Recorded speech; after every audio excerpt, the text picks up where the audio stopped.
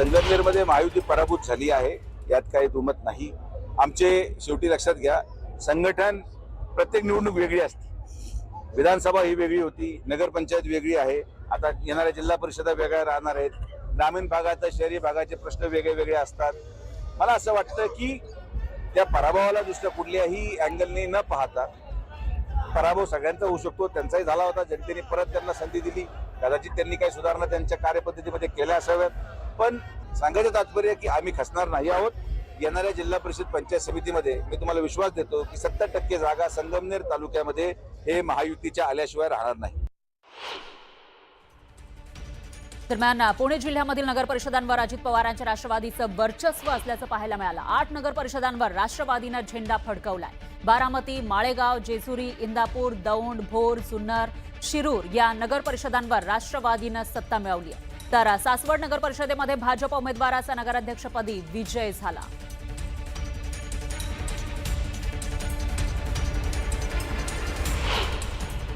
आणि पुण्यामध्ये राष्ट्रवादीचं निर्विवाद वर्चस्व पाहायला मिळालं आहे. पुणे जिल्ह्यातले निकाल बघून अजित पवारांचा वेगळा स्वॅग पाहायला मिळाला. पत्रकारांच्या प्रश्नांना उत्तर देताना पुणे जिल्हा कोणाच्या मागे आहे बघा असं म्हणत त्यांनी चोख उत्तर दिलं.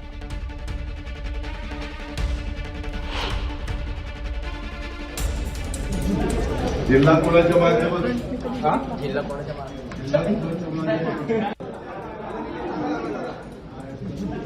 जिल्हा कोणाच्या माध्यमातून जिल्हा कोणाच्या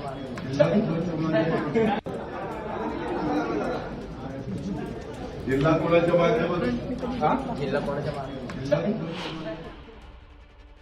तर आता नगरपालिकेसाठी अजितदादांचा हा एक प्रकारे रोख होता का हा सवाल या ठिकाणी उपस्थित होता. दरम्यान रायगडच्या रोहा नगर परिषदेमध्ये पुन्हा एकदा राष्ट्रवादीचं निर्विवाद वर्चस्व पाहायला मिळालंय.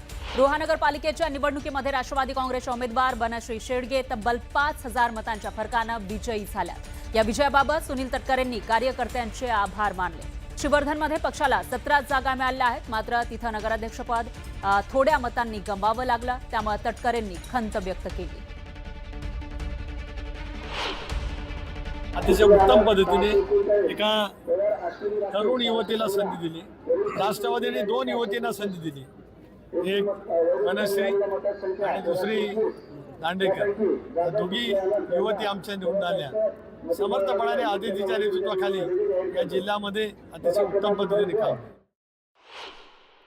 मुरुडमध्ये सुद्धा नगराध्यक्ष राष्ट्रवादी काँग्रेस पक्षाचा आला, त्यामुळे आम्हाला जे काही शिकवत होते त्यांना त्यांची जागा दाखवली. कर्जतमध्ये सुद्धा 4,000च्या फरकाने नगराध्यक्षाची जागा निवडून आली. कर्जतमध्ये सुद्धा जे व्हायचं ते दाखवलं. श्रीवर्धनमध्ये 17 जागा आल्या. नगराध्यक्ष थोड्या मताने त्या ठिकाणी पराभूत झाले. गड आला पण सिंह गेला, त्याचाही मी आत्मपरीक्षण करू. महाडमध्ये संख्येने राष्ट्रवादी काँग्रेस पक्ष आणि भारतीय जनता पक्ष त्या ठिकाणी अधिक आहे. तर सांगलीच्या पलूस नगर परिषदेमध्ये काँग्रेसचे 15 नगरसेवक निवडून आलेले आहेत. नगराध्यक्षपदी संजीवनी पुदाले या निवडून आलेल्या आहेत. त्यामुळे पलूस नगर परिषदेवर काँग्रेसची सत्ता आली आहे. यानंतर विश्वजित कदम हे पलूसमध्ये हेलिकॉप्टरमधून पोहोचले. पतंगराव कदम यांच्या विचारांवर विश्वास ठेवून जनतेनं गडेगाव नगर परिषदेची सत्ता दिल्यानं कदम यांनी त्यांचे आभार मानले. मध्ये नगरपालिकेचे निकाल हे जाहीर झालेले आहेत आणि त्यामध्ये सांगली जिल्ह्यातील पलूस कडेगाव विधानसभा मतदारसंघातील माझ्या मतदारसंघातील पलूस नगरपालिकेचा निकाल हा नुकताच जाहीर झालेला आहे आणि मला आनंद होतो. आणि पलूस नगरपालिकेवर पुन्हा एकदा स्वर्गीय पतंगरावजी कदम साहेबांच्या विचारांचा वारसा हा कायम पलूसच्या जनतेने ठेवलेला आहे आणि पलूसचे नगराध्यक्ष हे काँग्रेस पक्षाचे हे विजयी झालेले आहेत.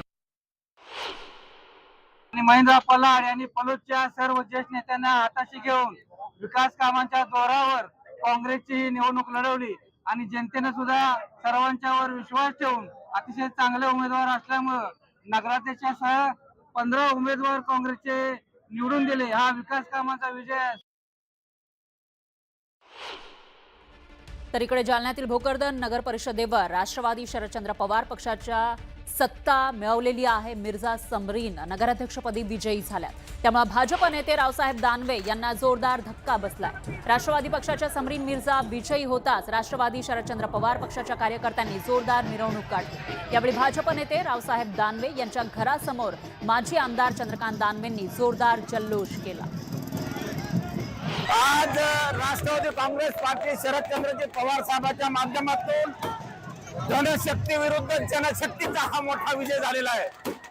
या तालुक्यामध्ये हिंदू मुस्लिम शीख ईसाई सगळे भाई भाई या पद्धतीने आम्ही सगळे मानत असताना हा विजय सामान्य लोकांचा आणि गरिबांचा झालेला आहे. त्याबद्दल मी सर्वांना धन्यवाद देतो. तर राज्यातील बहुचर्चित सांगोला नगर परिषदेमध्ये शहाजी बापू पाटील यांनी आपलं ताकद सिद्ध केली आहे. शहाजी बापू पाटलांनी आपला गड राखलेला आहे. भाजपचा मोठा मताधिक्यानं पराभव करत शिवसेना शिंदे गट सांगोल्यामध्ये विजयी झाला. भाजपनं सर्व पक्षांना एकत्रित करून शहाजी बापूंना एकटं पाडलेलं होतं, आव्हान दिलं होतं. मात्र हे शहाजी बापू सांगोल्यामध्ये सर्वांना भारी पडले. सांगोला नगरपालिका निवडणुकीमध्ये शिवसेना शिंदे गटाच्या विरुद्ध भाजप, शेकाप, दीपक आबा साळुंखे गट असे सारेच विरोधक एकत्र आले होते. शहाजी बापू पाटील यांनी आनंदा माने यांना नगराध्यक्षपदासाठी निवडणुकीच्या रिंगणात उतरवला. तर भाजपकडून शेकापमधील आयात उमेदवार भाजप पक्षात घेत मारुती बनकर यांना उमेदवारी देण्यात आली. पुन्हा एकदा सांगोल्यामध्ये शहाजी बापू पाटील यांनी आपला वर्चस्व कायम ठेवलेला आहे. नगरपालिकेमध्ये सर्वाधिक नगरसेवक निवडून आणत शिवसेनेची सत्ता देखील राखली. उमेदवारांची निवड करत असताना जनतेला आणि मतदारांना आवडणारा उमेदवार या गणितानंच उमेदवारांच्या त्याची आर्थिक परिस्थिती आमच्या शिवसेनेनं अजिबात बघितली नाही. माझे आत्ता या निवडून आलेल्या उमेदवारात 7 ते 8 उमेदवार हे आर्थिक दारिद्र्यरेषेखाली आणि अशा लोकांना जनतेने विजयी केल्याबद्दल या सांगोला तालुक्याविषयी मला प्रचंड आज अभिमान वाटतो. तर दुसरीकडे हिंगोली नगर परिषद शिवसेनेच्या नगराध्यक्षपदाच्या उमेदवार रेखाताई श्रीराम बांगर या इथं विजयी झाल्या आहेत आणि त्यांच्या पती श्रीराम बांगर हे देखील नगरसेवकपदी विजयी झाले. त्यांच्या या विजयानिमित्त कार्यकर्त्यांनी जल्लोष केला. श्रीराम बांगर आणि रेखाताई बांगर हे आमदार संतोष बांगर यांचे मोठे बंधू आणि बहिणी आहेत. ही निवडणूक आमदार संतोष बांगर यांनी प्रतिष्ठेची केली होती.